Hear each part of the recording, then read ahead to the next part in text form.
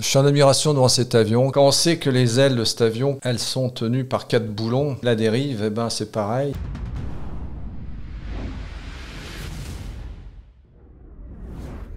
Et bienvenue dans Jumpseat, je disais, bienvenue à tous, merci à tous d'être présents dans votre émission aéronautique favorite. Salut Raphaël. Bonjour Jérôme. Il est parmi nous, il est commandant de bord sur ATR. Je vous montre ce que c'est qu'un ATR. Avion de transport régional. Voilà ton bébé, ton amour aussi. Moi je dirais même, c'est ma maîtresse à ce stade-là. À ce point-là ? À ce point-là. On va partir en voyage avec toi, Raphaël. T'as fait énormément de choses.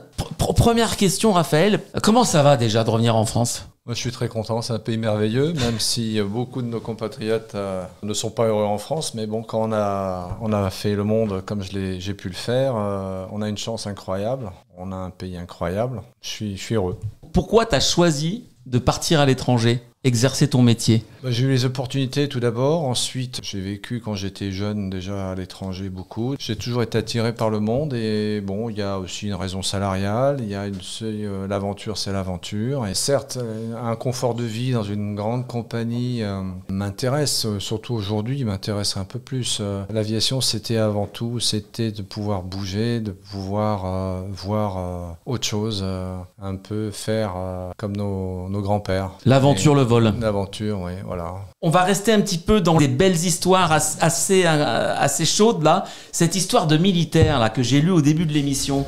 Alors, qu'est-ce qui s'est passé avec ce militaire là, Raphaël ? Alors, on volait sur Djouba, et Djouba, la capitale du Sud-Soudan, qui était un terrain où il y avait un parking un peu isolé, où il y avait à côté des avions cargo russes qui déchargeaient, je vous le cache pas, sans doute des armes. Il y avait des militaires, on ne peut pas parler de militaires parce que c'était pas un pays encore à cette époque-là. Pour ça qu'il y avait les Nations Unies. Sur ce parking, on déchargeait les passagers qu'on avait, qui était il faut imaginer un parking avec plein de trous, de nids de poules, donc on avait les pieds un peu dans l'eau. J'avais des stewards qui partaient fumer, et qui avait l'habitude avec les miliciens de partager des cigarettes. Et là, je ne sais pas ce qui s'est passé. Ce fameux Jimmy, qui était un steward, qui était tout maigrichon, est devenu blanc comme un linge quand il s'est fait attraper par un militaire qui est devenu incontrôlable, qui est devenu fou, qui voulait absolument l'embarquer. Alors, je ne sais pas, c'était pour le rançonner, pour son paquet de cigarettes. Mais on m'a appelé tout de suite parce qu'en étant le capitaine, j'avais l'autorité. J'ai pris mes fonctions avec cœur, en jouant du galon, si je puis dire. On l'a exfiltré, on l'a remis dans l'avion et j'ai demandé tout de suite à la sécurité des Nations Unies de prendre le dessus. Donc ils sont arrivés assez vite et on l'a mis comment ça s'appelle, au calme. Quand on est commandant de bord, qu'il se passe des choses comme ça, c'est tendu, hein. Là, c'est pas un vol de ligne avec des passagers. T'as eu peur, là? Non, on sait jamais ce qui peut se passer dans la tête d'un... Alors, lui a eu peur. Moi, j'y suis allé au culot. J'ai complètement mis tout de côté. J'y suis allé, je l'ai pris. J'ai roulé pas des mécaniques, mais bon, j'ai quand même montré que j'étais le commandant de bord. Ils respectent beaucoup les grades. Là-bas, c'est l'Afrique. J'ai pris le gars. Je lui ai dit que c'était comme ça, que c'était ma décision, qu'il y avait pas... Je faisais perdre du temps au gars. Et le gars, on l'a exfiltré. Donc, on l'a fait passer entre nous derrière. Il y avait des gens qui étaient attaché aux Nations Unies qui étaient là, mais on n'avait pas la sécurité encore. Ça a mis une dizaine de minutes. Et ça s'est bien terminé quand même. Ça s'est bien terminé. Bon. Ça s'est bien terminé, mais moi après j'ai refusé de parquer mon avion à cet endroit-là. J'étais un des rares, j'ai tenu tête à tout le monde. J'ai dit c'est terminé, on ira côté Nations Unies. Curieux d'écouter le retour d'un pilote d'ATR de la part d'un ingénieur ATR qui participe aux évolutions actuelles de la machine. Comme je disais tout à l'heure à Jérôme, je tire mon chapeau aux ingénieurs de chez ATR qui ont fait un produit merveilleux. J'en parle très souvent parce que j'ai traversé beaucoup d'orages, de tempêtes et c'est un avion qui est costaud, qui est bien fait, qui est très bien fait. Quand on sait que les ailes de cet avion, comme beaucoup d'autres avions, mais celles-ci, elles sont tenues par 4 boulons. Quand je discute avec des stagiaires, ça les surprend beaucoup. On a 4 boulons, chaque point cardinaux de la carlingue qui touche les ailes. Et la dérive, c'est pareil, il y a deux gros axes qui tiennent la dérive, qui est relativement impressionnante. Donc, faut pas jouer du pied, si je puis dire. Je m'amuse souvent à expliquer ça à mes stagiaires, parce que je suis instructeur. Donc regardez, vous mettez 2 doigts à même la base, et puis vous amusez à bouger un plan aussi important. Vous pouvez comprendre que les contraintes sont importantes au niveau de de la jonction de la dérive, hein, surtout que c'est un empennage en T, donc ça travaille pas mal. Je suis en admiration devant cet avion qui est pour moi l'avion qui devrait être obligatoire sur toutes les transversales en France. C'est un petit clin d'œil ça à ma compagnie.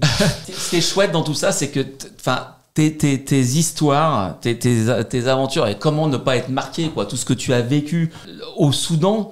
T'as cassé du matériel. Comment ça se passait là? Alors, je n'ai jamais rien cassé, Dieu merci. Je me suis retrouvé sur des pistes en latérite et après un orage, ça dégueulasse pas mal l'avion. L'avion n'était pas équipé d'un ventre mou, hein, ce qui est une protection. Alors ventre mou, c'est une option qui est collée sous l'avion et qui absorbe les pierres, toutes les projections sur les pistes non préparées.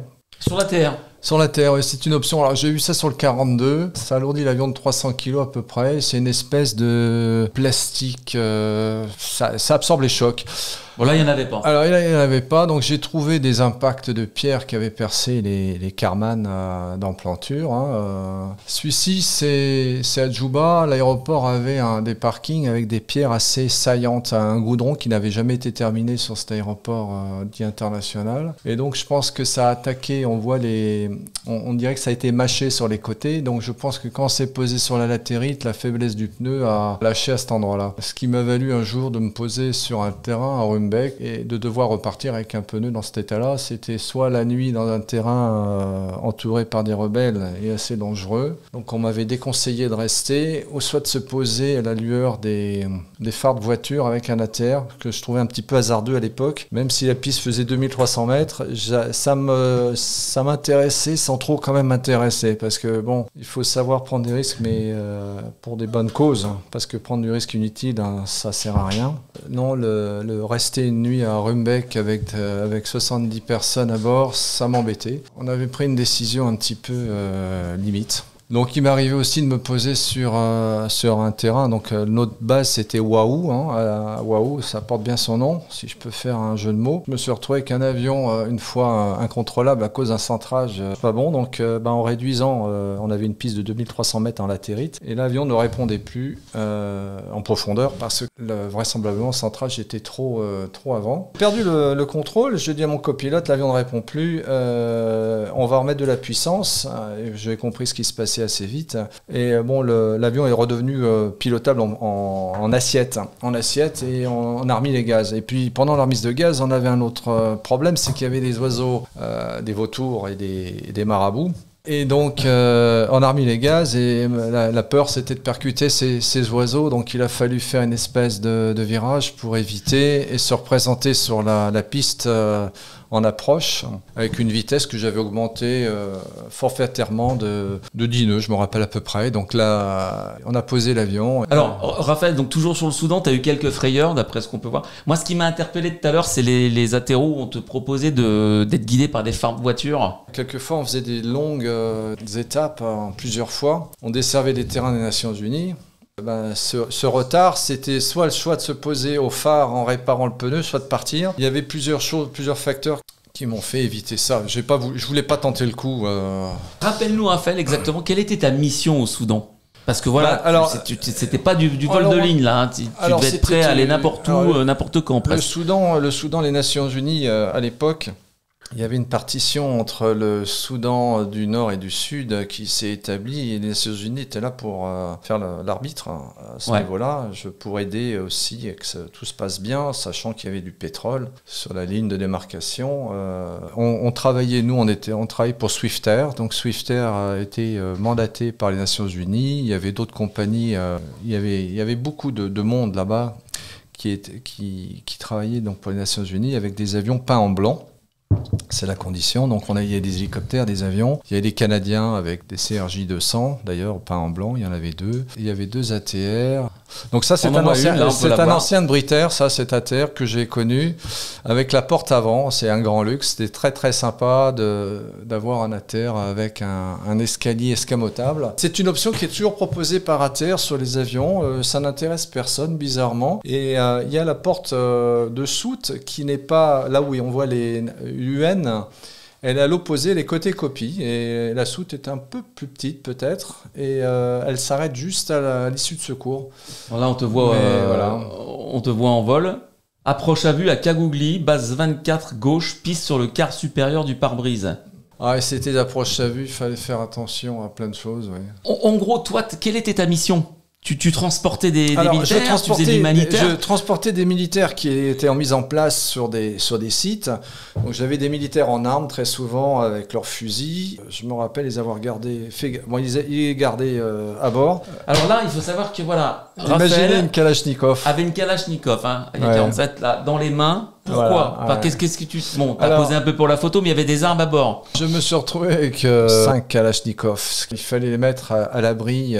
Et là, moi-même, je m'improvisais. Je prenais toutes les armes avant de monter à bord et je demandais une vérification des chambres et du percuteur, un chargeur à part, et je vérifiais moi-même toutes les armes. Et tu faisais Mais- l'inventaire des armes avant chaque vol. Voilà, je les mettais dans le cockpit. Alors le cockpit, on a une porte qui est blindée et c'était la seule façon de faire réglementairement de transporter ces armes. Donc en poste derrière le commandant de bord. T'en avais combien alors là d'armes? Bah là j'ai eu 5 Kalachnikov et j'ai eu des armes de poing pour les gardes du corps parce qu'on transportait aussi des gens des Nations Unies assez haut placés. À l'époque c'était le numéro 2 des Nations Unies que j'ai eu à bord. On transportait des responsables.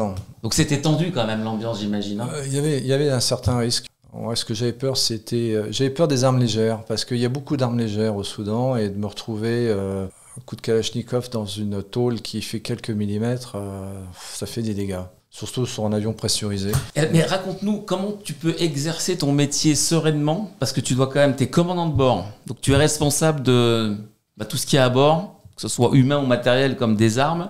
Tu dois gérer ton vol, bon, t'es en équipage, tu sais pas tout le temps parfois un peu au dernier moment où est-ce que vous devez aller, les missions, comment toi tu gérais tout ça? Comme un commandant de bord normal, en prenant le temps d'analyser un peu tout ce qu'on m'amenait devant.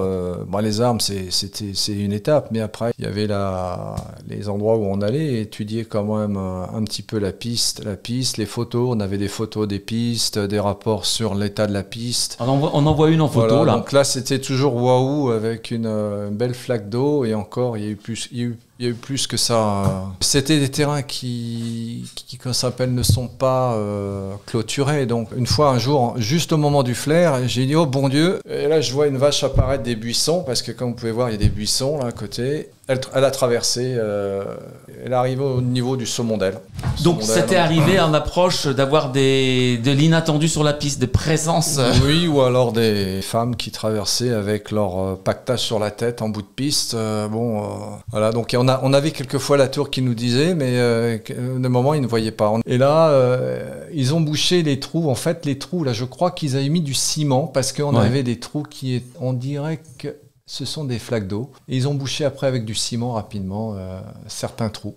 Il y avait des pistes plus ou moins hasardeuses, soit par leur état, soit par la présence d'animaux ou de personnes qui traversaient. Et il y avait plein de surprises une fois au sol. On va revenir un peu après sur les navigations, les GPS. Hein. Là, restons au sol sur les pistes. Donc tu t'étais posé et tu fais parfois des rencontres un petit peu inattendues de machines de rareté. J'ai vu aussi passer des photos où il y avait des avions. C'était quoi ça aussi, Alors ça, c'est des restes d'une guerre civile, vraisemblablement. On m'a expliqué que ces avions étaient utilisés pour bombarder les populations récalcitrantes de l'ouest du Soudan. Ils utilisaient des bidons, c'était rempli d'explosifs, de gasoil et de clous, et c'était balancé sur les populations. Et ça m'a effaré. Donc ces avions ont eu des accidents à l'atterrissage. Je ne sais pas ce qui s'est passé exactement. J'ai été un petit peu les voir de près, parce que je trouve que les avions ont toute une poésie. C'est comme des dinosaures. Ils ont une histoire, et puis ces avions un peu étrangers, un peu mystérieux, ces avions russes. Hein. Voler en Afrique est toujours sportif, nous dit Lapinou 03, tu confirmes? Ouais, c'est sportif. Et là, toujours sur le Soudan, elle est chouette aussi cette image là. Maintenant sur les ULM, on a des avioniques encore plus sophistiqués que ça. Oui, c'était très basique là. Hein. T'as des cunimbes en face.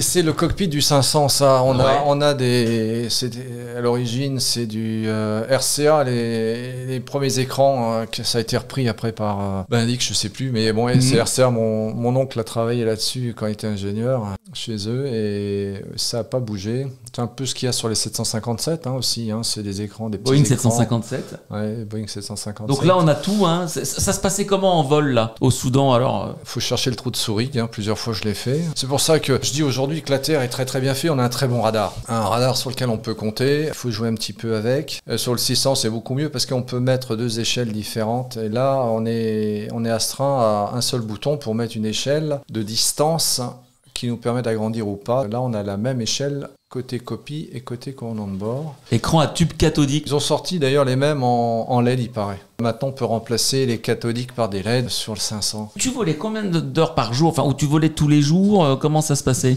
Tous les jours. Tous les jours, il y avait des vols? Il y avait des repos à Khartoum aussi, ce qui m'a valu de visiter la ville. Il y avait un peu des moments pour se détendre quand même. Oui. Revenons un petit peu quand même sur ton parcours, Raphaël. Donc, tu as choisi le métier de pilote de ligne très jeune. Tu as passé ton brevet de pilote privé d'abord, ton PPL, ici à Bron, je crois. Comment tout a commencé En 88, j'ai commencé à l'Aéroclub de Morestel en Isère, où j'ai eu la chance d'avoir un instructeur, Michel Dechaume, qui a été bijoutier de formation à l'origine et qui est passé au CFA et qui faisait l'instruction bénévole dans mon club. C'est comme ça que j'ai pu commencer à piloter sur rallye DR400. Et j'ai fait du vol à voile au tout début parce qu'il n'y avait pas de place pour la section avion, donc j'ai commencé au vol à voile, j'ai adoré le vol à voile, et puis j'ai travaillé en usine pour me payer mes heures, et je suis passé, donc j'ai fait un PP l'Aéroclub du Rhône, avec un monsieur, Jacques Curtillac, et Jacques m'a fait passer donc mon PP.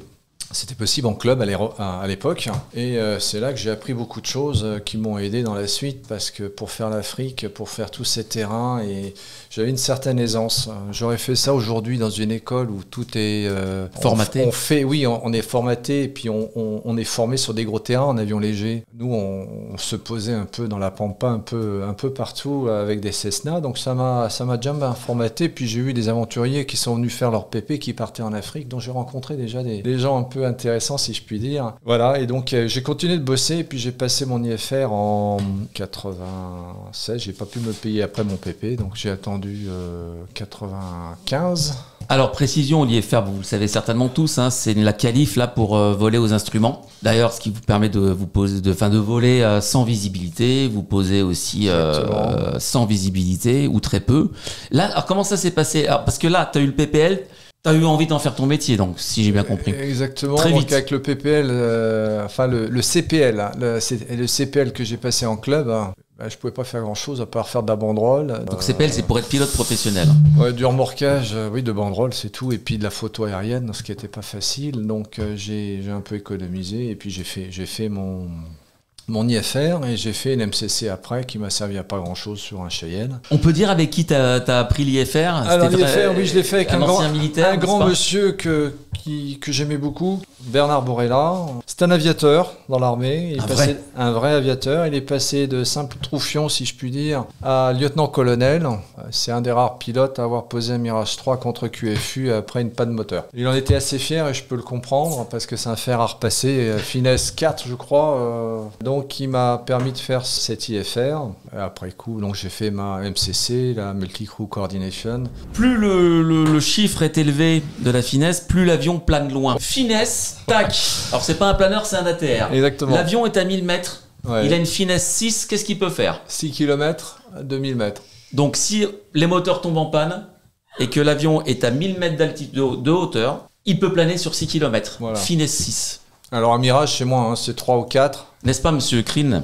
Donc, et plus c'est élevé, il y a des planeurs qui ont des finesses de 60. On atteint les 60 et plus énorme. Maintenant, parce que moi j'ai arrêté le planeur à l'époque, mais je pense on a dû atteindre le maximum déjà il y a un petit moment, aux alentours de 60 de finesse. Ouais. Ce qui est assez extraordinaire, on n'a pas l'impression de descendre quand on est dans un planeur à 60 de finesse. Et ça fait un bruit d'avion en réaction. Il y a le faux frottement, le sifflement du vent sur les profils. C'est magique. Et puis quand il y a des oiseaux qui se mettent avec vous, des buses, des rapaces, des rapaces et des cigognes, tout ça, c'est encore plus magique. Tu voulais en faire ton métier tout de suite, le fait d'aller se poser sur des pistes courtes un peu partout, le baroudé. Oui. Bon, t'as voulu faire l'IFR, et après, l'ATR est entré dans ta vie. L'ATR est rentré dans ma vie, oui. J'ai fait le sacerdoce avec lui. En 99, j'ai fait chez Icar, une équipe très très sympa chez Icar. J'ai rencontré des gens très sympas, j'ai adoré. Ça n'a pas été facile parce que quand on commence et qu'on vient d'un avion léger, se former sur un gros moustique comme ça surprend. Qu'est-ce que tu voulais faire à ce moment-là? Faire du jet, ça me semblait un petit peu utopique. J'ai beaucoup d'amis qui sont passés directement sur jet et puis moi je m'étais dit faut être réaliste. Moi j'ai fait tous les échelons, hein. Tout ce qu'il y avait à faire, j'ai monté tous les grades et puis la Terre pour moi c'était naturel en faire. Mais tu voulais déjà partir à l'étranger, donc qu'est-ce que tu voulais faire à ce moment-là? J'ai pas de vision spéciale, il me semblait que c'était plus simple de voler sur Inter que sur Jet à l'époque. Quand j'étais en formation, j'ai eu une offre pour aller travailler au Danemark. Le gars m'a dit, le directeur de Danish Air Transport, à l'époque, c'était sur les chats, les premiers chats sur Internet. Moi, j'utilisais déjà beaucoup Internet, contrairement à beaucoup de mes collègues, ce qui m'a beaucoup aidé. Donc, j'ai rencontré sur Internet donc, ce monsieur qui cherchait des pilotes pour sa nouvelle flotte qu'il créait. Donc, il avait acheté un ATR en remplacement des Embraer 120. Donc au sortir de Macalé, je suis parti voler au Danemark. Donc au Danemark, je suis parti en Angleterre et ça n'a pas été facile parce qu'à l'époque, je baragouinais l'anglais. J'avais une formation comme on en a en France. Parler tous les jours en anglais, c'était pas chose facile. Et là-dessus, il m'a basé en Angleterre et il m'a fait voler sur Beech 90 un petit peu en attendant que la Terre soit opérationnelle. Et j'ai adoré parce que je passé en combinaison avec mon collègue, l'impression d'être des pilotes de la Seconde Guerre mondiale dans la pampa anglaise. J'adorais ces cottages qu'on traversait et on partait voler à partir de Londres, Southend, qui était un petit terrain à l'époque, et on partait faire la livraison de journaux en Beech 90. Juste pour vraiment bien resituer un peu comment tu as choisi un peu l'aventure, un choix de vie, et comment l'aventure aussi est venue à toi. Parmi tes premiers jobs, tu faisais de la banderole. Oui, la banderole. T'as fait ça dans le sud-ouest, je crois. Alors, et il y a eu des frayeurs aussi là. Hein. Raconte-nous un petit peu, Raphaël. Donc je rappelle la banderole, hein, ça se fait plus d'ailleurs maintenant. Non, ça a été interdit. Vous savez, les grandes banderoles de publicité qu'on voyait passer au-dessus des plages en vacances. Hein. Ouais. J'ai fait la banderole, oui, avec Action Communication. Et j'avais choisi de partir déjà à l'époque. Je pouvais être basé à Cuers pour faire le sud, la Côte d'Azur. Et on m'a proposé tout de suite de faire itinérant banderole sur l'Atlantique. Et surtout le littoral français qui me permettait de terminer justement à Cuers. Donc j'ai survolé tout le littoral français à 300 mètres. 300 mètres. Et donc je connaissais le littoral comme ma poche parce que je l'ai fait plusieurs fois. Et j'ai assisté en direct au crash, par exemple, du Proteus autour du France, ex-France, Norways. J'ai donné l'alerte parce que j'ai vu ce qui se passait, j'ai compris tout de suite. J'avais tout entendu à la radio, la demande de l'équipage à faire un vol, faire un petit crochet à vue. Et puis j'avais demandé, moi j'étais à l'époque avec Lorient, je leur ai dit, à l'époque il y avait des Atlantiques qui faisaient des touch and go. Et je leur ai tout de suite dit, il y a un avion qui s'est crashé, envoyez les Atlantiques sur le site. Ça m'a beaucoup marqué cette histoire.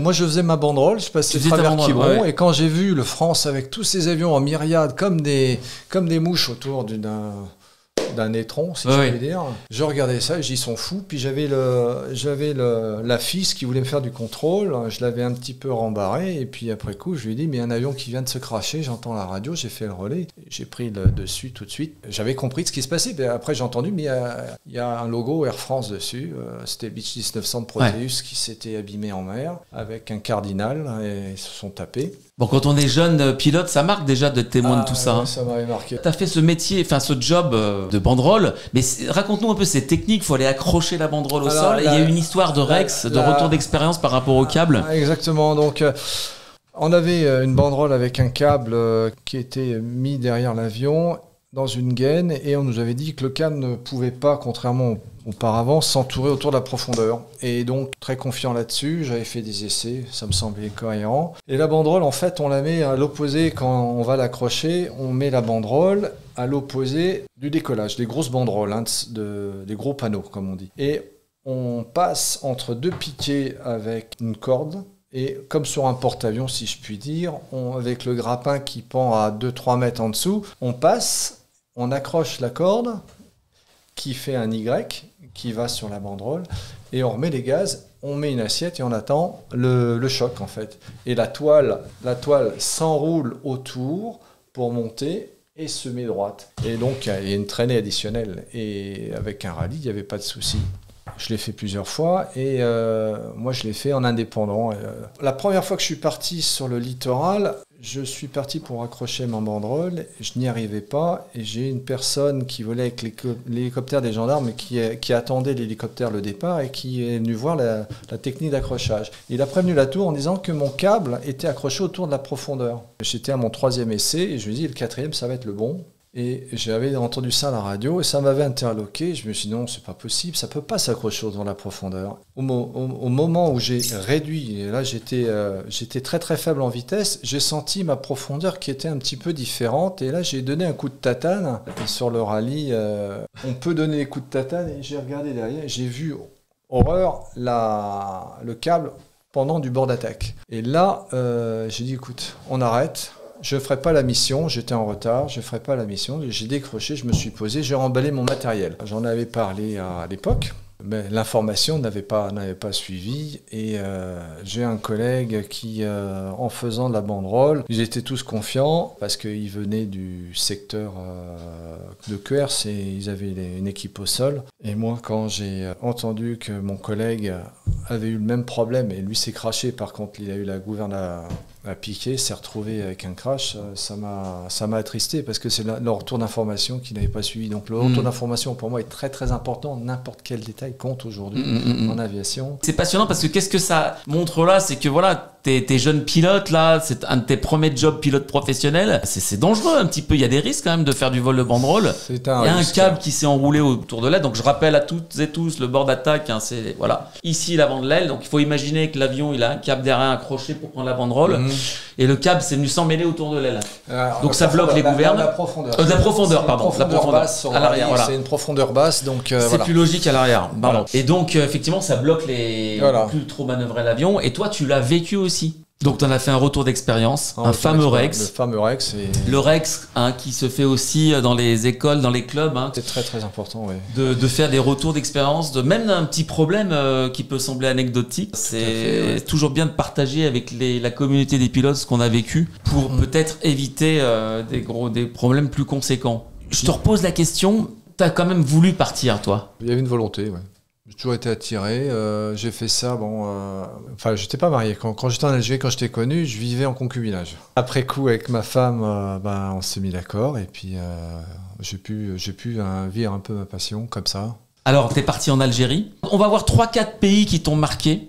Oui. Et pour chaque pays, Raphaël, bon, tu vas nous dire quelles étaient tes missions, tes souvenirs les plus marquants, quelques anecdotes. La vie en équipage, selon les compagnies, d'une compagnie à l'autre, j'imagine que ça diffère. Chaque compagnie aérienne a sa politique aussi de maintenance, de sécurité, de formation, la rigueur, la vie en escale. Alors l'Algérie, pour rappel, t'es parti là chez Khalifa Airways, donc cette compagnie qui est venue par un tycoon algérien, Monsieur Khalifa d'ailleurs, qui avait des banques, les télécoms. Moumen Khalifa. Voilà, il avait les banques, les télécoms et la compagnie aérienne. Comment t'as atterri chez Khalifa Airways, Raphaël? Raconte-nous. J'ai eu une offre, après mon expérience en France, à venir travailler pour une société qui débutait. Et l'Algérie, j'avais vécu dans le passé avec mon père qui travaillait là-bas. Donc ça m'intéressait, j'ai dit ok. Et je me suis retrouvé donc avec des Français qui avaient une petite expérience ou pas d'expérience. Et on s'est retrouvé donc avec pas mal de monde. Il y avait Vincent Barizé, il y a des gens que je croise toujours sur ATR. J'ai fait 3 ans chez eux, 3 ans de bonheur à vrai dire,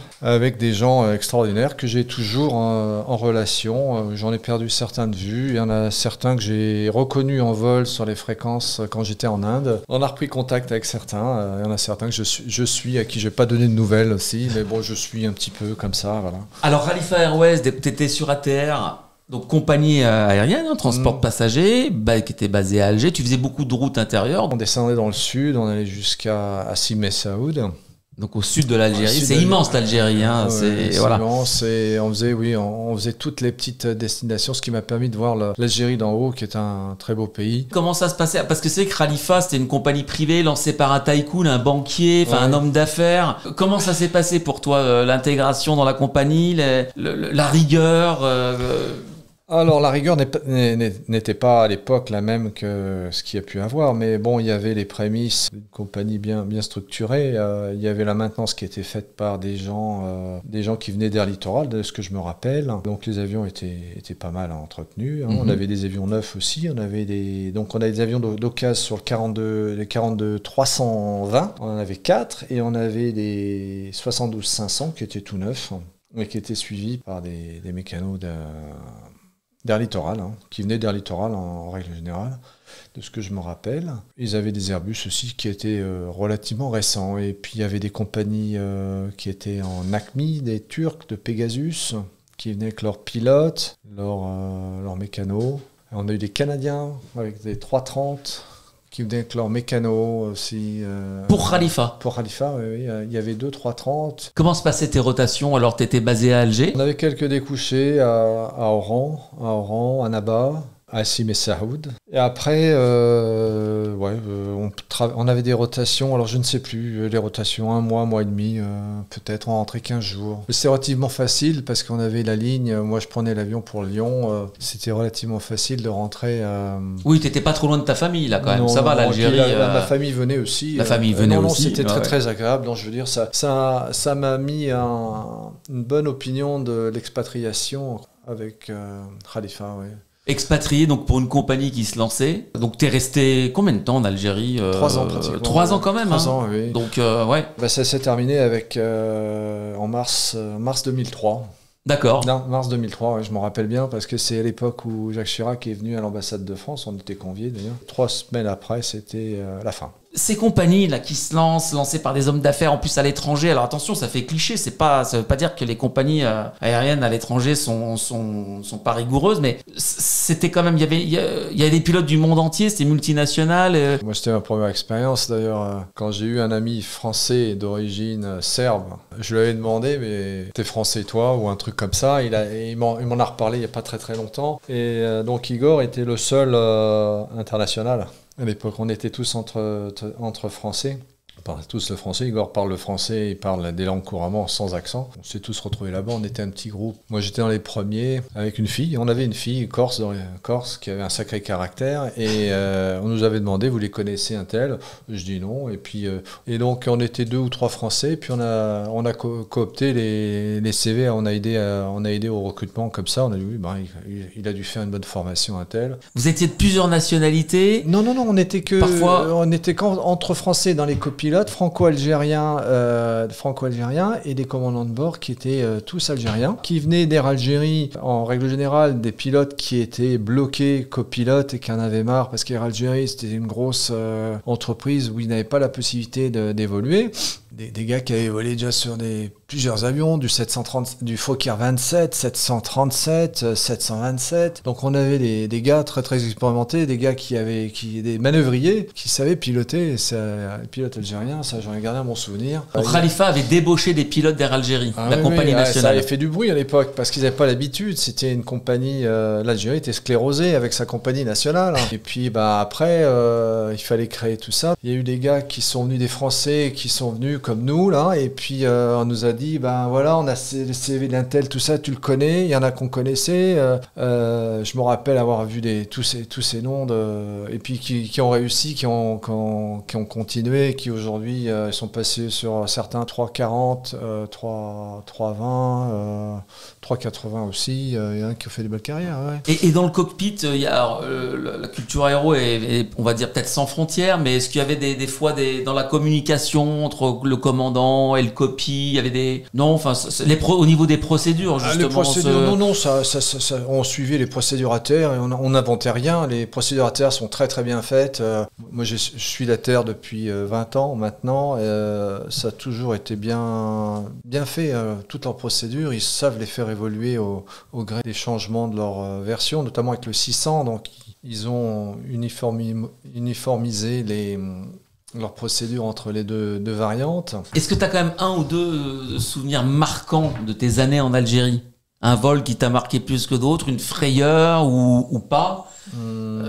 Non, j'avais des commandants de bord qui me laissaient poser les avions parce qu'on se posait sur des pistes très étroites et ils me disaient écoute, je sais que tu adores ça, le vent de travers ou En atterrissage, je me débrouillais bien. J'étais manœuvrier aussi. Et j'ai des capitaines qui étaient nouvellement arrivés. Donc, ils me laissaient facilement poser les avions. Ça, je m'en rappelle. Notamment sur un terrain du sud où on avait la piste qui était à quelques mètres de la route nationale.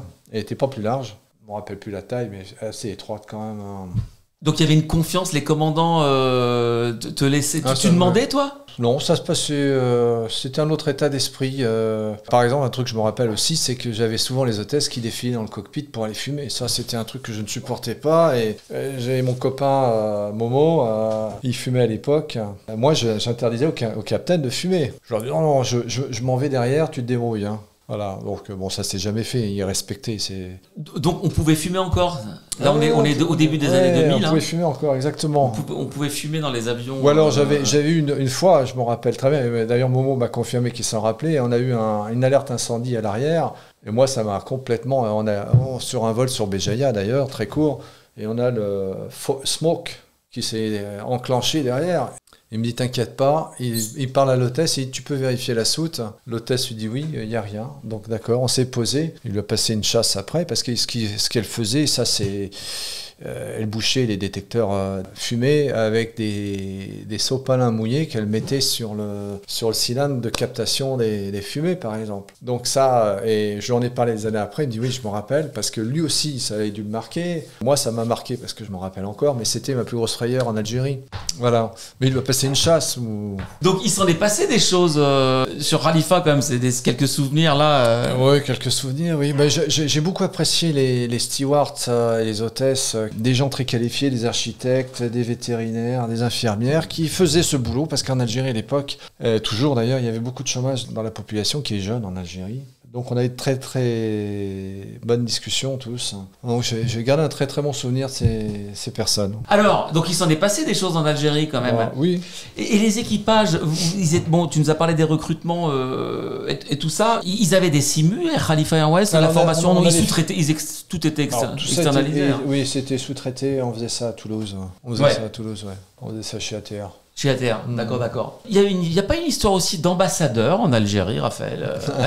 Ce qui m'a valu donc sur un vol toujours Béjaïa très court avec Ali Bourala qui m'a fait un petit coucou, j'ai vu sur LinkedIn quand il a vu le lien, donc il nous écoute peut-être. Il m'annonce, tu sais, on transporte l'ambassadeur de France qui est en visite à Béjaïa. Ouais, je dis, écoute, tu me permets d'aller le voir? Alors je lui dis en rigolant comme ça, t'as besoin d'un visa pour aller en France? Et il me dit, non, c'est bon, vas-y, va le voir. Alors je suis allé le voir, on était en fin de montée, c'est un vol très court, 30 minutes, on montait au niveau 130, 140, je sais plus.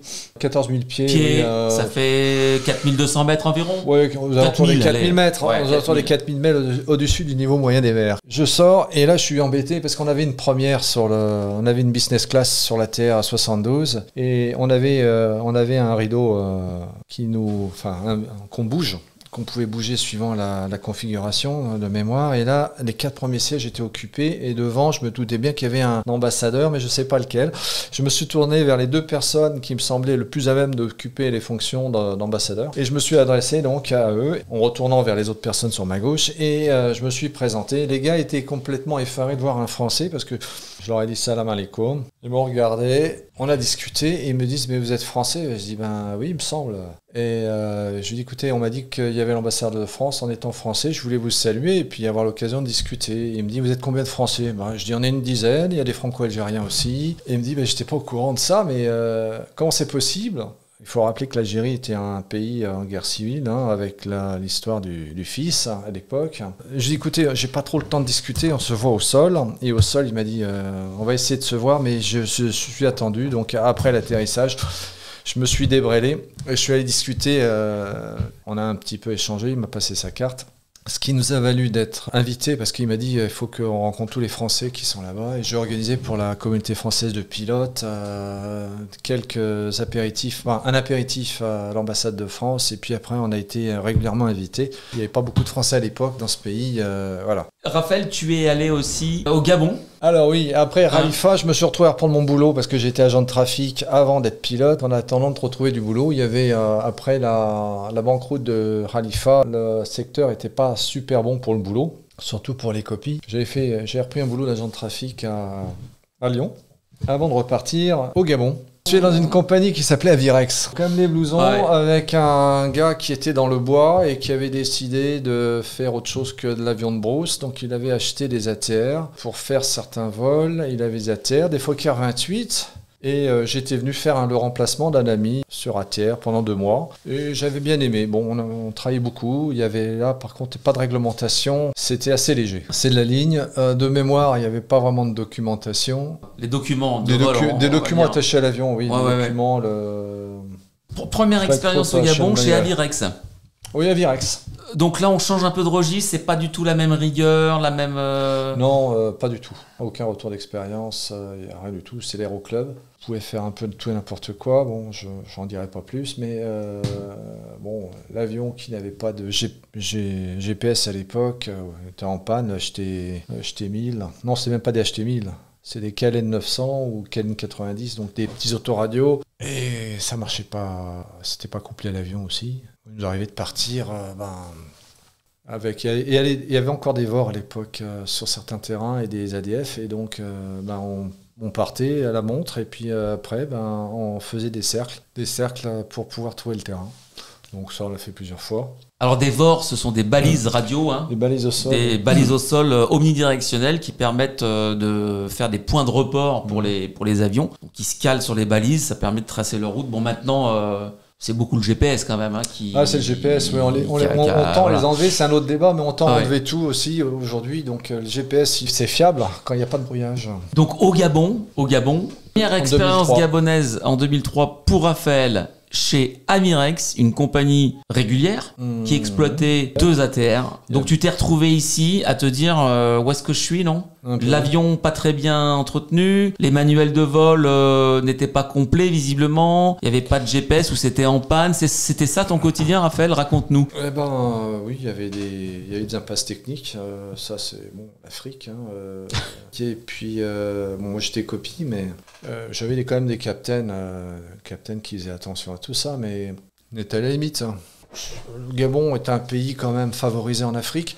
Donc ce qui m'a permis de faire ces 2 mois avec plaisir. Bon, j'y allais pour faire un peu d'argent, reprendre aussi le métier parce que je m'étais retrouvé au sol pendant 6 mois. Donc il fallait reprendre et bon, c'était l'opportunité. Voilà. Sur un collègue qui ne pouvait pas partir en vacances, qui avait fait plus d'1 an sans pouvoir rentrer en France. Donc on travaillait dur. C'est un point intéressant, ça. Entre les missions, en général, tu changeais de pays. Parfois, tu retournais dans le même pays, comme l'Inde, on va y venir. Tu devais pas repasser de qualifs. J'ai eu des simulateurs, je faisais mes simulateurs par moi-même, je me débrouillais, et voilà, mais je maintenais à jour mes qualifs, et pour aller chez Avirex, on m'a pas demandé à faire un simulateur, on m'a mis dans la cockpit et je suis parti. C'était un instructeur de la compagnie, je me rappelle de son nom. On faisait des heures aussi, il n'y avait pas de limitation sur les heures. Parce que si je le dis aujourd'hui, on va me regarder avec des yeux ronds, mais... On dépassait les 100 heures. Par mois. D'accord, heureusement voilà. Quand même, mais ouais. C'est quoi la moyenne là? Faut pas dépasser... C'est 900 heures dans l'année. Ouais. En Inde, j'ai dépassé ça dans l'année. Okay. Il a fallu que je leur dise que, écoutez, on peut pas aller plus haut que ça. Donc après, on peut faire glissant. Donc ça permet de faire un peu plus de 900 heures, mais bon... Il faut faire attention. Bon, c'est pas ton meilleur souvenir, j'ai l'impression là. Hein. Non, aujourd'hui, je pourrais pas le faire. C'est une qualité d'avoir quand même une réglementation et de s'y tenir. C'est très important. On va rester sur le Gabon. Alors, il y a des pays hantes, mais restons au Gabon parce que ce qui est intéressant, c'est que tu es retourné 20 ans plus tard. 20 ans plus donc, tard. il n'y a pas très longtemps. Donc, justement, là, tu étais sur le 600 ? Je volais sur le 600 et je volais sur le 500. J'étais biqualifié parce qu'en étant instructeur, puis j'ai eu plus d'expérience récente sur le 600 quand je suis allé chez eux. Voilà, mais c'est comme alors ça, c'est le nouvel avion qu'ils ont pris en juin 2022. Je suis allé le chercher à Toulouse.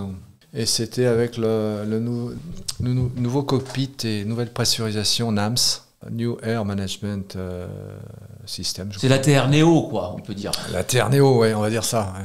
Non, mais par contre, l'ATR a un point faible. Bon, c'est un avion avec un petit budget, c'est pas un Airbus. Donc, ils ont réglé le problème de la climatisation. Ils ont pris un système Libair, je crois, une partie de la pressurisation Libair qui est montée sur des Airbus et qu'ils ont adapté sur cet avion et qui fonctionne très bien. Aujourd'hui, l'avion est parfait.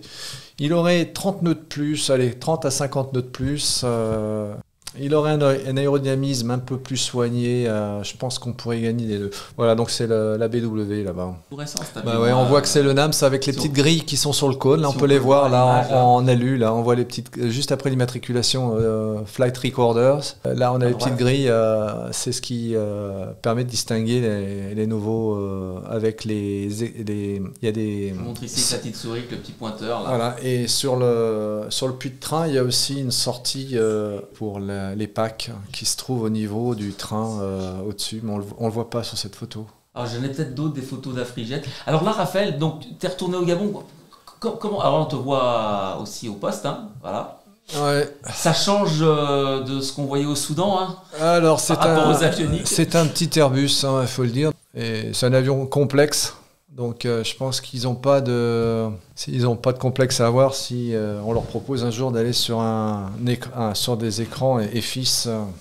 Et donc le 600, au Gabon, c'était tes premiers vols sur le 600? Non, j'avais volé en Inde. Ah oui, t'avais fait en Inde d'abord. J'avais fait 2000 heures pratiquement. Et alors Raphaël, là le Gabon, 20 ans après, alors Gabon, qu'est-ce qui a changé en fait? Alors je suis arrivé dans une compagnie qui est tenue par beaucoup de Français, enfin, on va dire, hein. Et avec une structure très, très EASA, ils sont certifiés, donc ils sont IATA et IOSA. Tout n'est pas parfait, hein, bien sûr, hein, mais ils font des lignes nationales. Bon, par rapport à ce que j'ai connu au Gabon, on faisait beaucoup de petits terrains qui seraient aujourd'hui des pistes d'aéroclub, si je puis dire. Ils ne les faisaient pas pour des raisons de sécurité, et on ne desservait que Franceville et Port-Gentil, station pétrolière. Franceville, la capitale au sud, ancienne ville dont était originaire Omar Bongo, hein, le fameux président du Gabon. Et il y avait des terrains comme Oyem qui reprennent d'ailleurs très bientôt, ils reprennent Oyem, où il y avait des caravelles qui se posaient à une époque, hein. Il y avait 2000 et quelques mètres de pistes, et puis plein de petits terrains qui ont été laissés en désuétude. Et je me rappelle que quand j'étais au Gabon, ils avaient essayé, la compagnie, de mettre un camion de pompiers à Oyem, de fermer le terrain pour pouvoir le réutiliser. Et il n'y avait pas de volonté, et il semblerait que ça soit débloqué. Là, ils commencent, je crois, le 7 mars à faire Oyem. Et ils font beaucoup d'international avec des ATR, qui est un avion qui n'est pas du tout adapté au-delà de 1h30. Cet avion n'est pas intéressant. Pour faire les pays limitrophes, ça va. Par exemple, quand on faisait le sud du Gabon, pour aller à Franceville, il y a 1h10 de vol, chargé à 23 tonnes au décollage, avec les températures de 30 degrés, en moyenne 32 degrés.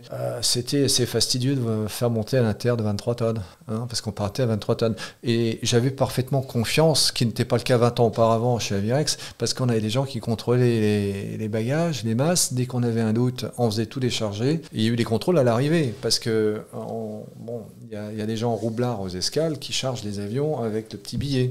C'est l'Afrique. Et donc, on vérifiait tout. Il y avait un suivi, comment ça s'appelle, un retour de tout. Et non, je peux dire que ça a été une bonne expérience. La plus mauvaise expérience que j'ai eue au Gabon, je peux le dire, c'est qu'on me mettait toujours mes jours off le mardi. Par exemple, je ne suis pas le seul à avoir remarqué ça. On ne vous aide pas, on n'a plus envie de rester. Donc, ça dégoûte, hein. Je pense que c'était voulu. C'est pas évident aussi de travailler expat, on est loin de chez soi, c'est pas les mêmes cultures. Voilà, il n'y a pas d'activité aussi au Gabon, on s'embête, hein. On va en parler des vols ferry. Alors justement, très bonne transition. On reste sur le continent africain. Et pourquoi pas en Irakito après, parce que tu as aussi fait des ferries en Afrique. Tu devais convoyer un appareil jusqu'en Namibie, je crois. Tu t'es retrouvé à Kinshasa, au Congo. Pendant une période où je me suis retrouvé au chômage après encore une banqueroute. Après l'Albanie, j'avais un copain, je lui ai dit, écoute, t'es d'accord, si j'ai un ferry du jour au lendemain, tu viens avec moi, tu me laisses pas tomber. J'étais un bon copain, je l'ai cru, et j'ai pris une opportunité d'aller chercher un avion en RDC, hein, République démocratique du Congo, qui est un pays un peu chaud. Et on m'a demandé pour un loueur d'avion d'aller chercher chez Air Karzai un ATR 72.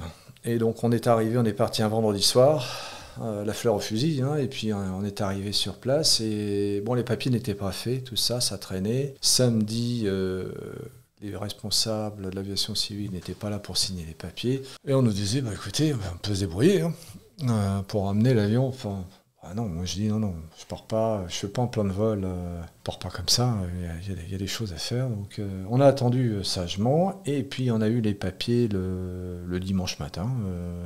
Dimanche, on est parti. Et on avait la doc. Bon, la doc, difficile à lire parce qu'elle était mal copiée. Et dans l'avion, moi, je me suis retrouvé avec un 72, avec un GNSS, si je puis dire, un GPS qui n'était pas du tout standard. Je ne connaissais pas le modèle. Il y avait que le clavier qui m'était pas inconnu, mais l'interface était différente. Et mon collègue qui était à côté de moi, plus âgé, Jeff, me dit bah écoute, démerde-toi, j'y arrive pas.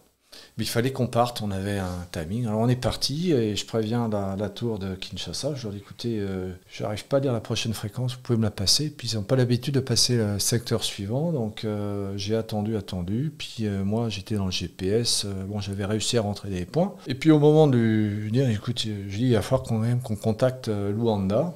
Je regarde dehors et je dis oh putain, on est vertical Luanda. Capitale de l'Angola. Capitale de l'Angola. Et je les contacte et je dis écoutez, je vais arriver vertical, j'ai un petit problème de radio. Il me dit bah, écoutez, rappelez en sortie, 200 nautiques plus loin. Ah bah je dis bah, il le prend bien, c'est bien, il n'y a pas beaucoup de trafic. Bah, je l'ai rappelé en sortie, bah, j'ai anticipé la sortie. Enfin, je l'ai appelé vertical en disant bien après la verticale pour faire un peu de suspense quand même. Je l'ai rappelé parce que j'ai peur qu'on coupe et on n'entendait presque plus rien. Il me dit bah écoutez, appelez la Namibie. Donc on a cherché les fréquences sur les papiers. Et là encore c'était une grande solitude, on va dire, impossible à contacter. On n'avait pas de HF, ça marchait pas. Et on s'est retrouvé donc à passer la frontière.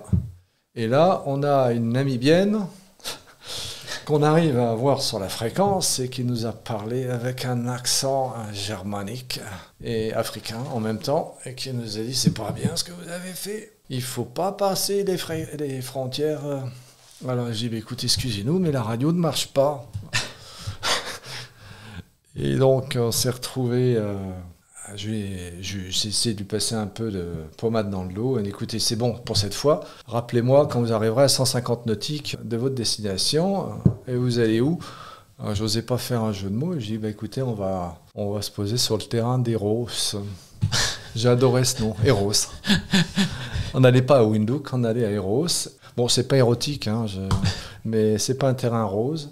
Mais par contre, j'ai été surpris, un super terrain avec des avions de malades. J'ai l'impression d'être aux États-Unis, plein de Cessna, Caravan, des avions de collection. Je crois même qu'il y avait un DC-4. Ah oui. Je suis resté un gamin et on s'est posé sur ce terrain. Et puis là, j'ai un Allemand qui arrive et qui commence à me parler. Et puis là, je peux pas m'empêcher parce que j'aime bien faire le clown. Et je lui parle en allemand. Et il a été interloqué de me voir lui parler en allemand. Il était détaché de Mönchengladbach, où tu as une société de maintenance. Mm-hmm. Il était le responsable. Et on lui a laissé l'avion et on est parti dans un hôtel. Et là, j'ai découvert la Namibie, des routes. En vol, on avait vu les routes au carré, magnifique les pays. Paysages. Et je dis, voilà, c'est là que je veux venir. Et à l'hôtel, c'est l'Afrique, avec des hôtels nickel. Et on mange de la charcuterie, des saucisses. J'ai l'impression d'être en Allemagne. Et les gens se parlaient en allemand. Donc j'ai parlé en allemand, j'étais content. Et ça m'a vraiment... je me suis dit, c'est un pays où il faut aller. Je veux y aller, j'ai ça dans ma tête. Bah, tu l'as survolé, tu t'y es posé. Mais vous n'avez pas fait un détour par Kinshasa sur ce vol ferry? Non, on est parti de Kinshasa. Ah, vous êtes parti de Kinshasa, voilà, pour aller à Eros en Namibie, pour livrer l'avion. Puis après, on a pris un avion de Windhoek, qui est le terrain international. Qui est la capitale namibienne, voilà. Voilà, pour aller en Afrique du Sud, où j'ai retrouvé mon ami Chris, qui tentait sa chance en Afrique du Sud, qui travaillait là-bas, coopté pour bosser là-bas. Et là, j'ai pris en retour un 380 d'Air France, un souvenir mémorable, seul vol en 380 d'ailleurs, où on a survolé tous les orages incroyables. Et le gars me disait, mais comment vous faites pour en Afrique?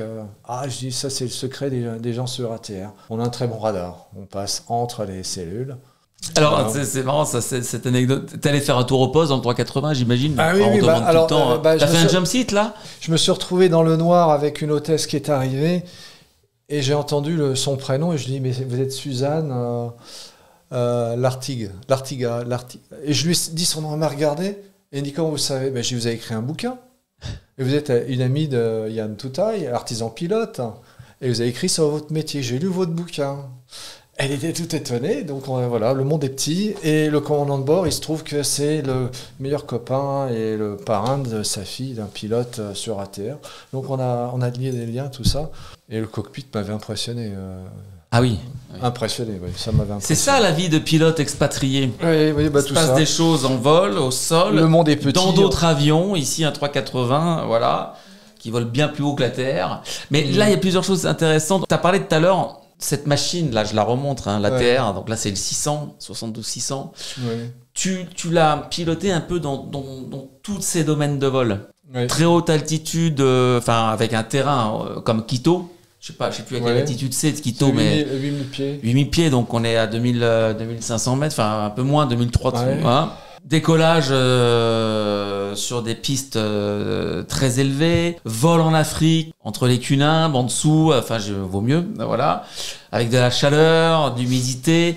En fait, cet avion, il se pilote, il se comporte très bien partout. Tu parlais toujours de confiance envers cette machine. Quand j'ai été, lâché de capitaine, j'ai fait mes premiers vols en Suisse, en Europe. Je me suis retrouvé à attendre à l'ouverture de Zurich avec, il y avait au-dessus de moi un 330, un 330, un 340, un 747. On était tous empilés, on arrivait le matin, c'est les avions qui attendaient pour se poser à l'ouverture du terrain. Et là, je givrais comme un malade. Et là, on se passe en revue tout ce qu'il faut faire pour un avion qui est réputé dangereux. Alors, je me dis réputé parce que pour moi, si on suit les procédures, il n'y a aucun problème sur cet avion. On connaît ses points faibles, on les évite et en respectant les procédures, il n'y a pas de problème. Et on a dû charger au moins 4 tonnes de glace sur l'avion parce que sur le pare-brise, il y en a de partout. On a une sonde de captation de glace à côté du commandant de bord. Elle était avec 10 cm de glace sur le côté. Et là, je réfléchissais un petit peu à ce qui allait se passer si on restait. Et je commençais à leur dire, écoutez, il faut qu'on sorte. Et là, ils nous ont dit, écoutez, vous êtes numéro 1 pour vous poser à Zurich.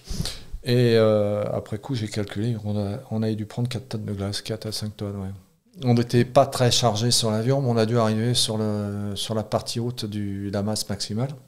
L'avion volait parfaitement, hein. Pas de souci. Oui, mais quand même. Je le prenais à la main et mon copilote était quand même assez stressé. Moi, je dois dire que je brillais pas, j'y pensais, mais j'ai eu pire que ça après sur l'avion. Avec de la glace, il vole très bien, en respectant ce que le constructeur dit, il n'y a pas de souci. Par exemple, alors, qu'est-ce qu'il faut faire? 4 tonnes de glace pour qu'on comprenne bien. Il peut voler avec ça. Il n'y a pas des dangers de blocage de gouverne ou de bord d'attaque? Pas de blocage. Non, c'est l'avion, ça s'alourdit. Donc, on était en cargo, on n'était pas plein. On n'avait pas grand-chose. On était sous pilote automatique. Et là, justement, le pilote automatique, il faut pas laisser l'avion. Il faut regarder que l'avion ne trime pas. Donc, on passait en TCS pour vérifier que l'avion réponde bien. Il répondait bien. On avait mis tous les systèmes de dégivrage en route et les ailes étaient propres. Hein. Le bord d'attaque était propre. Il y avait la sonde qui prenait le pare-brise devant, mais c'était du Sever Icing. C'était en 2005. Tu parlais tout à l'heure, c'est quoi les points faibles de la Terre? Les points faibles, il aurait le 72, parce que le 42 500, il vole à presque 300 nœuds, en true airspeed. Le 72, il atteint les 270, 270, 280 maxi. Ces points faibles, ça serait ça et le manque de puissance, sur les terrains au niveau de la mer dès qu'on approche les 35 degrés. Oui. Il manque un peu de puissance. Ils ont fait pas mal de choses. Moi, je pense qu'ils auraient pu améliorer avec le temps certaines finesses de l'avion. Voilà. Bon, après, il faudrait refaire un avion. La motorisation peut-être aussi. Ouais, revoir les ailes, refaire un cockpit beaucoup plus aérodynamique parce que moi j'aime bien le cockpit du CRJ en forme d'obus. Après, reprendre les concepts. Hein. Je vois qu'il y a beaucoup de constructeurs qui veulent refaire des turboprops, qui s'inspirent beaucoup de la TR. Les Chinois ont fait un hybride entre le Q400 et la TR72. Bon, ça reste quand même un avion. Alors, tu veux dire que le 600, c'est une évolution qui aurait pu être encore plus aboutie? Je pense qu'ils auraient pu... Il y a une époque, il y a eu un projet de 82, TR 82, avec des réacteurs. Je ne sais pas s'ils n'auraient changé que les réacteurs de cet avion. C'est tombé à l'eau avec le rapprochement avec BAE. Ils avaient les Jetstream, ils avaient BA146 et c'est tombé à l'eau. D'accord. Mais ça aurait pu faire une bonne transition. Et aujourd'hui, l'avion, il est limité en longueur de fuselage, d'après l'ingénieur, je crois. Je me suis toujours demandé pourquoi on n'augmentait pas la section du fuselage qui est tronquée vers le bas. C'est pas une section circulaire, elle est tronquée. Donc si on récupérait cette section et tronquée, je pense qu'on pourrait agrandir la longueur de l'avion. On pourrait changer, je pense, mais bon, c'est n'engage que moi aussi. Bon, il y a quand même une belle rallonge entre le 42 et le 72. Ouais. On a presque doublé le nombre de la capacité de passagers. Il ne se pilote pas pareil. Il a une inertie qui est différente. Il ressemble plus à un avion de ligne. Il a une inertie, il faut anticiper. Le 42, c'est un Cessna, si je puis dire. Un gros Cessna. En plus, avec l'histoire de réduction, on réduit vite avec les pales. Avec les 5 pales, c'est un avion qui réduit très vite. Ça fait office d'aérofrein quand on réduit la puissance. Oui, il est assez maniable. Le 72 est un peu lourd aux ailerons quand on fait des tours de piste. Plus d'inertie. Il a plus d'inertie, ouais. D'accord. Il est lourd. C'est un camion. Ah oui, à ce point-là. Oui, c'est intéressant ces retours. S'il faut chercher, c'est un camion et l'autre c'est plus une voiture, plus nerveux. Ouais. Bon, parce qu'il n'a pas de limitation. Enfin, le 42, on n'est jamais emmerdé avec cet avion. Le 72, il faut toujours y faire attention. Ouais, on est beaucoup plus sensible. Ouais. Le 42, on le monte très très vite au-dessus du niveau 200. Le 72, monter au 200 en pleine charge, c'est galère. D'accord. Ouais. On pourrait penser le contraire dans l'évolution. Non. Mais ce sont des avions qui sont, ils ont les meilleurs plafonds pour le 72. C'est le niveau 170 aux masses élevées. Dès qu'on descend en dessous, il n'y a plus personne à bord. Dès qu'on descend en dessous de 17 tonnes, oui, c'est pareil que le 42. On arrive au niveau 180 pour les meilleures vitesses, en true airspeed. D'accord. Donc true airspeed, vitesse réelle. Vitesse réelle, oui. Différence avec la vitesse sol. Voilà, ouais. Et là, les plafonds, les niveaux de croisière que tu viens d'annoncer, ils sont en dessous de 200 de oui, c'est un avion. En dessous des 6000 mètres. Alors, c'est la particularité de cet avion. On est toujours dans la merde, si je puis dire. Dans le mauvais temps, on évolue entre le 170 et 180. C'est les meilleurs plafonds pour ces avions. 180 pour le 42 et 170 pour le 72, voire plus bas, parce qu'après il y a des rapports temps-distance, coût qui font que j'ai découvert qu'on pouvait faire un vol au niveau 140 si on consomme plus de carburant. Il y a un ratio, ça c'est les opérations qui nous calculent ça. Alors, on va bientôt arriver vers la fin de l'émission. Il y a quand même un gros pays aussi qui a marqué ta carrière, c'est l'Inde. L'Inde, oui. Tu as volé pour Jet Airways. Alors là, pays des Maharajas. Pays des Maharajas. D'ailleurs, voilà une photo. Oui. Voilà une photo au poste. Donc là, c'était avec Jijar. Jijar, donc il a un turban autour de la tête. Ça peut surprendre. C'est un Sikh, un garçon très très sympathique que j'ai formé. Que j'ai eu en copilote et qui est passé commandant de bord, qui aujourd'hui est instructeur. Alors là, en Inde, tu as fait 2 compagnies en Inde. Alliance Air, Jet Airways. Alors Jet Airways, ça a été le premier tour en Inde en 2010, après le Soudan. 2010-2012, où il y a eu une baisse d'activité. Donc j'ai quitté l'Inde. Belle image là, de Raphaël devant sa machine. Oui, c'est Soumit, un de mes copilotes qui adorait la photo, qui m'a dit allez, je vais faire des photos, et ça m'a permis d'avoir des photos superbes. Alors l'Inde, donc pareil là. Tu prends connaissance d'une mission là-bas? Comment ça se passe? C'est transport de passagers. C'était une grosse compagnie. Ils avaient... Oui, mais t'as postulé ou on est venu te chercher ou... J'ai postulé. Ouais, d'accord, ok. J'ai postulé, j'ai vu une offre, j'y suis allé. Et c'est le chef pilote qui faisait les sélections à Amsterdam. Alors la sélection, avec ton expérience, là, ça se passe comment une sélection pour Jet Airways pour l'Inde? C'est un peu comme les autres pays. C'est un tour de simulateur. Un tour de simulateur, un décollage...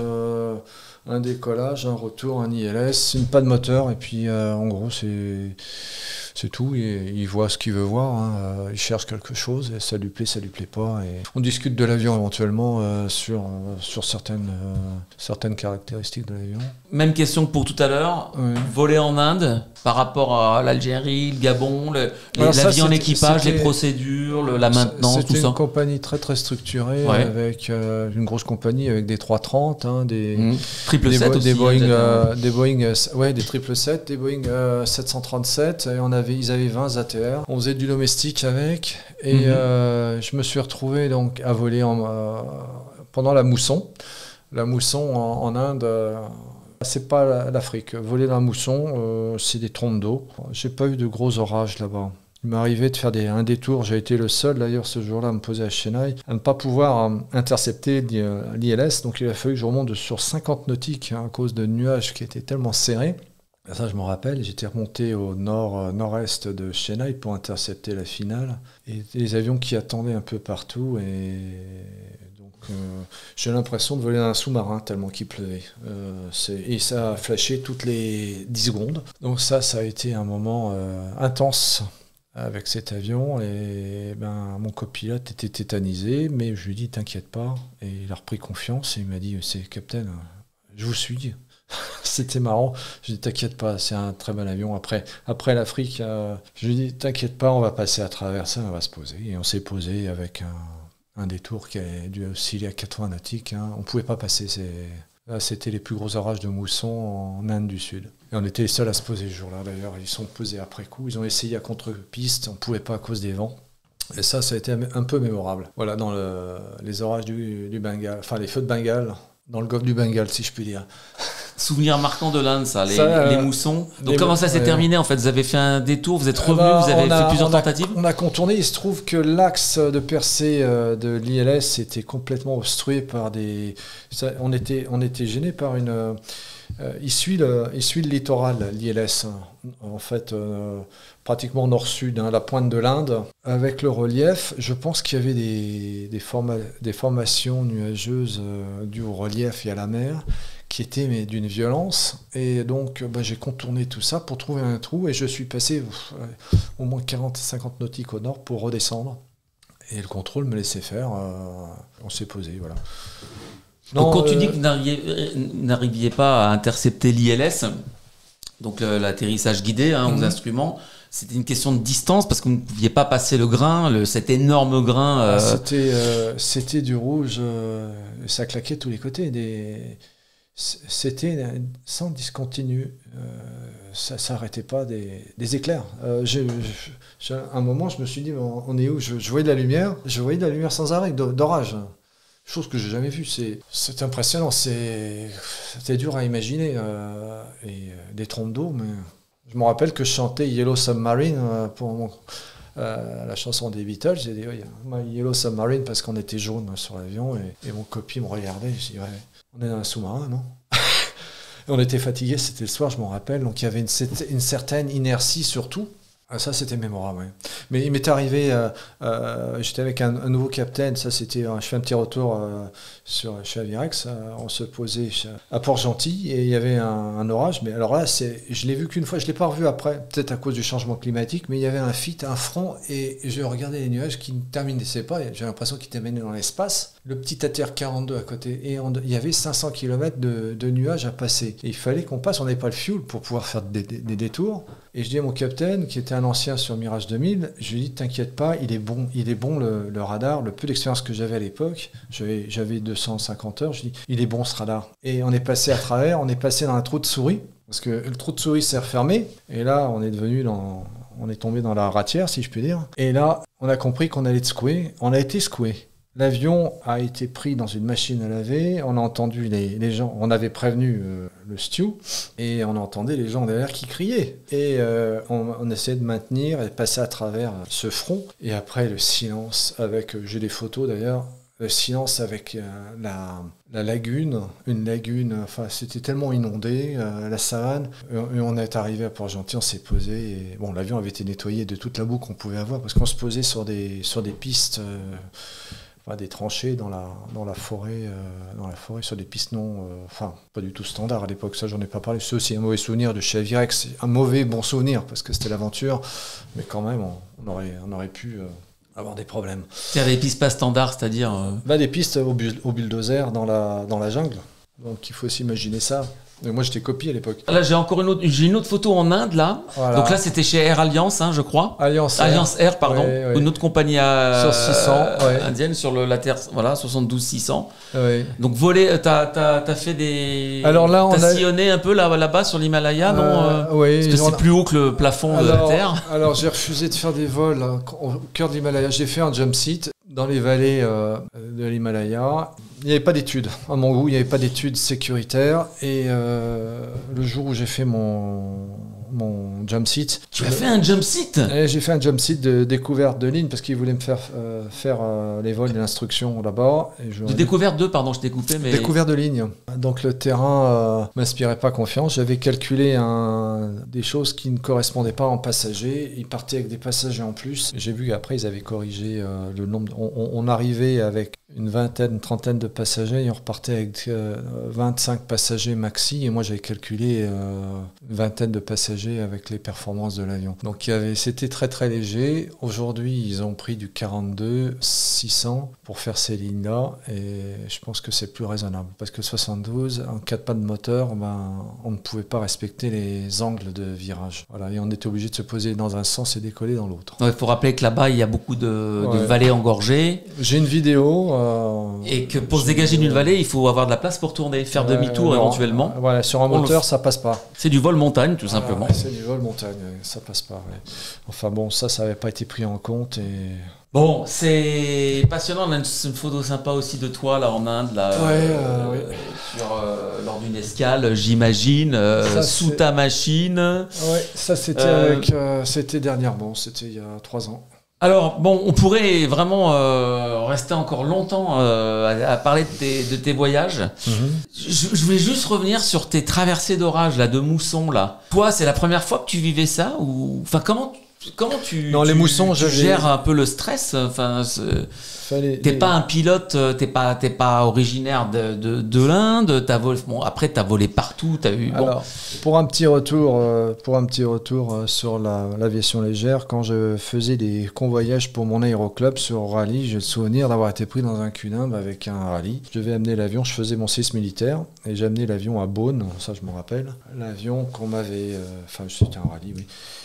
Et pour gagner du temps, j'étais passé un peu près d'un cunimbe, ce qui m'a valu de me retrouver le cul en l'air, enfin la queue verticale à l'opposé de ce qui aurait dû être, et piquer manche en avant avec la vitesse maximale, avec la puissance, et mon avion montait j'étais en vario bloqué. Je me rappelle, j'étais manche sur le sol, je voyais la terre, puissance maximale. Et mon avion montait. Bon, je suis sorti de la... Donc, en fait, pour expliquer, il montait parce qu'il était aspiré, quoi. Il était aspiré. Une usine, ça, les ascendances, je les connaissais très bien. Même plus que les ascendances. Parce qu'en planeur, et puis j'avais largué on m'avait demandé de me rapprocher plusieurs fois de lignes de grain.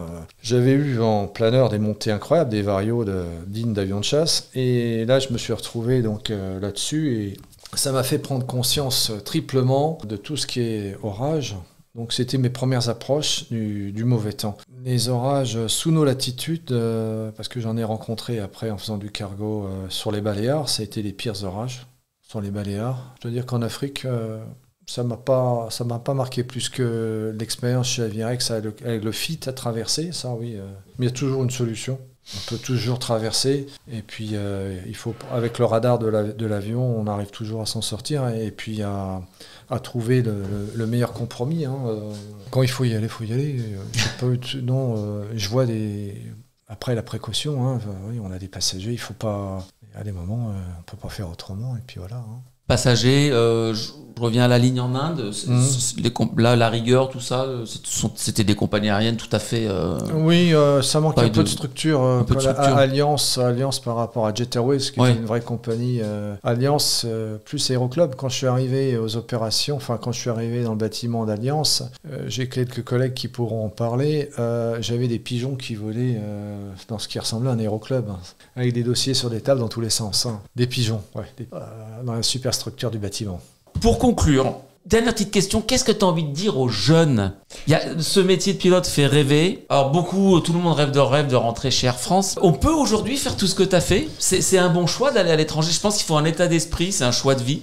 C'est un choix de vie. On peut tout faire. Aujourd'hui, faire ça, je ne sais pas si c'est aussi facile. Bon, l'ATR est un avion qui n'est pas aimé à l'étranger parce que c'est l'avion turboprop et c'est un peu un déshonneur. Donc il y a une niche, il y a toujours du boulot sur cet avion. J'en ai toujours eu. J'en ai eu plus que certains amis sur d'autres avions. Pour ceux qui aiment piloter, je pense que c'est le meilleur compromis. Maintenant, l'Asie, où il y avait du boulot, l'Afrique, ça change. Il y a beaucoup de locaux qui se forment et qui embrassent la profession. Notamment en Europe aujourd'hui, je pense que se recentrer sur l'Europe, il y a de belles carrières à faire. Il faut être flexible et puis pour ceux qui veulent la tranquillité, un petit confort, il y a toujours la compagnie nationale qui est une belle compagnie. C'est une très belle compagnie Air France et d'autres compagnies qui manquent, Air Caraïbes aussi, Corsair. Il y en a pour tout le monde. Ouais, il manque des compagnies quand on regarde par rapport à d'autres pays. En France, on est pauvre. On est pauvre en choix. En Espagne, il y a beaucoup plus de choix, je trouve, en Angleterre. Et après, pour l'aventure, la pilote de brousse, on peut toujours aller faire du Cessna. Et puis, il y a l'Indonésie aussi. On n'a pas parlé de l'Indonésie où j'ai été, où j'ai beaucoup adoré. Bon, en tout cas, merci Raphaël. Merci à tous. Merci beaucoup. À bientôt. Merci encore, Raphaël. On se revoit avant dans 20 ans. Pas de problème. Ciao.